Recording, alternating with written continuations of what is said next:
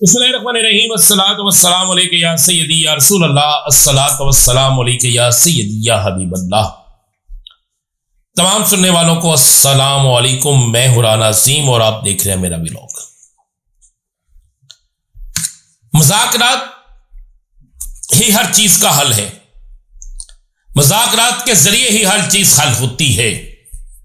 अब मुज़ाकरात पर हर शख्स जोर दे रहा है। हर फरीक चाहता है कि मुज़ाकरात के जरिए हल निकाला जाए। हर फरीक चाहता है कि मुज़ाकरात के जरिए मामले हल किए जाएं। तो फिर मुज़ाकरात का दौर पहले क्यों शुरू नहीं होता?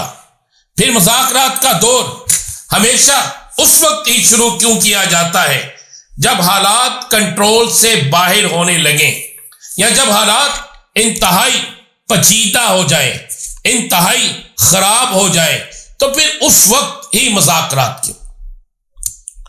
वाली तहरीक इंसाफ 24 नवंबर की कॉल देता है।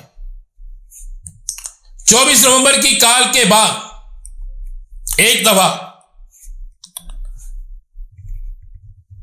अपोजिशन लीडर एक ही वक्त में कौमी assembly, opposition leader Punjab assembly, opposition leader senate, कायमा कमेटी के एक अहम तरीन जुम्मेदार पकड़ लिए जाते हैं।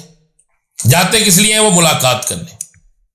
वो मुलाकात जिसके हवाले से तहरीक इंसाफ के जराए कहते हैं कि वो मुलाकात हो जाती तो शायद बहुत से मामलात हल हो जाते।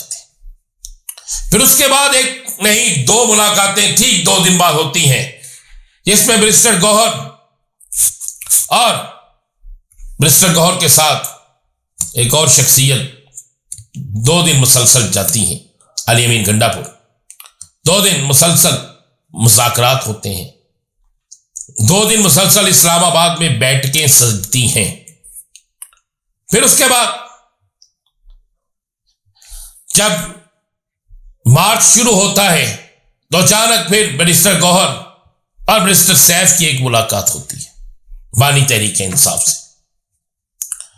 उस मुलाकात के बाद कहा जाता है कि बैरिस्टर गौहर कहते हैं कि मुज़ाकरात हो रहे हैं और कुछ बेहतरी होगी। तो फिर किस जगह पर जाकर यह सारा मामला खराब हुआ? क्यों रास्तों की बंदिश हुई? क्यों इस मुल्क का एक अच्छा खासा नुकसान हुआ? क्यों पाकिस्तान के अंदर एक ऐसा माहौल बना कि श्रीलंका की ए टीम को वापस जाना पड़ा? कई शहरों में पेट्रोल की किल्लत पैदा हो गई। मंडियों में सब्जी का पहुंचना मुश्किल हो गया।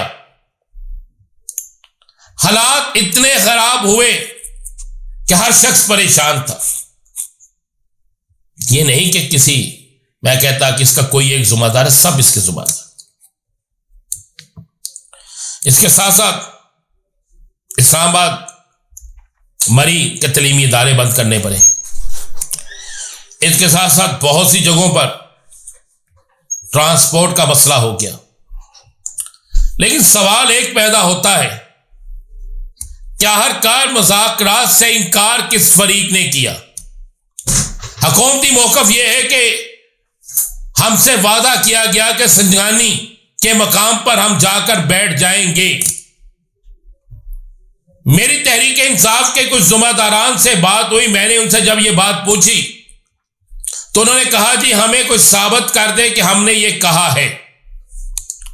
हुकूमत ने कहा कि हम किसी सूरत में भी कोई ऐसा तसादम नहीं चाहते कि जिससे इंसानी जानों का ज़िया हो। तो फिर रुकावट कहां पे है? यह एक बड़ी अहम चीज है। इस वक्त इस्लामाबाद में तहरीक इंसाफ मौजूद है, अपने हदफ पे पहुंच गई है। अपने हदफ पर पहुंचकर वो बैठ गए। पंजाब से भी लोग आ गए, बाकी जगहों से भी लोग आ गए, और पाकिस्तान के ख्वाजे पाकिस्तान ने बाकायदा उन लोगों के साथ एक मोहब्बत का रवैया रखा है और यह तासर खत्म कर दिया है कि हमारी फौज अवाम के खिलाफ है।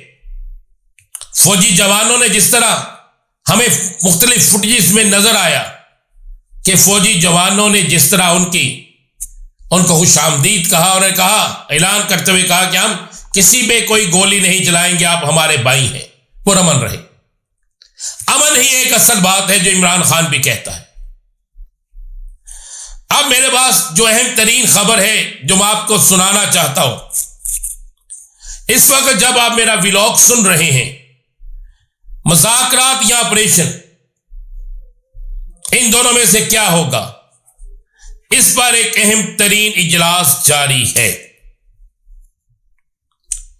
मेरे पास अहम तरीन जराए से यह खबर है कि इस इजलास में अहम तरीन शख्सियात मौजूद हैं और यह इजलास एक अहम तरीन मकाम पर जारी है।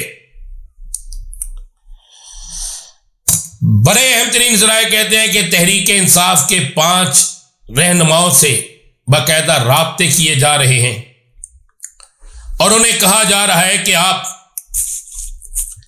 कोई दरमियानी रास्ता निकाल लें और किसी ऐसे रास्ते का चुनाव किया जाए कि जिससे सारे मामलात बाआसानी तरीके से हल हो जाए।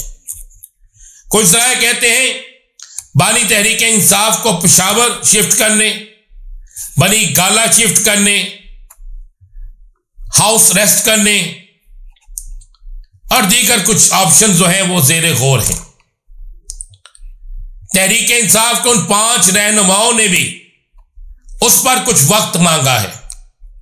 उस पर उन्होंने कहा है कि हमें अपने कोर कमेटी से राब्ता करने की, उनसे मशवरा करने की इजाजत दी जाए।